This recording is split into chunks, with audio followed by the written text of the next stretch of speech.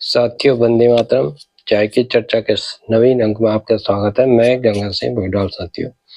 साथियों, जैसे कि पहले वीडियो में हमने बताया है, कल लखनऊ मीटिंग थी और सुश्री मायावती, बसपा प्रमुख, बहुजन समाज पार्टी की जो प्रमुख है, उन्होंने बहुत बड़ा खेला कर दिया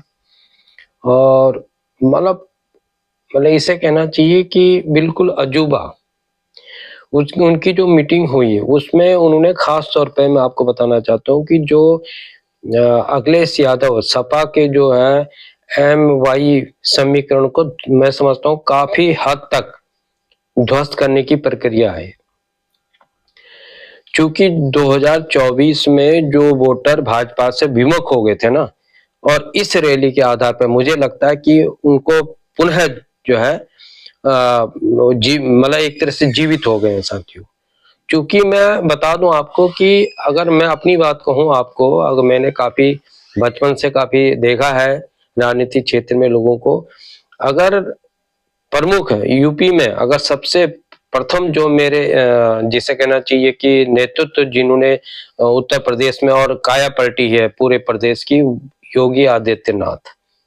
शासन प्रशासन को दुरुस्त और बिल्कुल गुंडा राज को खत्म किया। लेकिन दूसरे नंबर अगर आप मेरी चॉइस देखेंगे तो बसपा प्रमुख सुश्री मायावती, जो शासन प्रशासन में जो पकड़ होती है, जैसी उनकी पकड़ थी ना, तो जैसे योगी जी की पकड़ है ऐसी इन्हीं की थी। मैं समझता हूं कि शासन कैसे चलाया जाता है, वो अलग बात है कि उनको कम समय मिला या जैसे भी मिला, जो परिस्थितियां बनी, लेकिन वो इसमें टॉप रही साथियों। और इस रैली ने ये दर्शा दिया है कि जिस प्रकार से उन्होंने बताया, सपा की बिल्कुल पोल पट्टी खोल के रखी है और कांग्रेस की भी, कि आप कहते कुछ है करते कुछ है। इसका मतलब सीधा समझ रहे होंगे आपकी, कहते कुछ है करते कुछ है, और आपका जो समीकरण है वो पूरी तरह से ध्वस्त करने की प्रक्रिया पे मायावती जी ने काम किया है और स्पष्ट संदेश दे दिया है।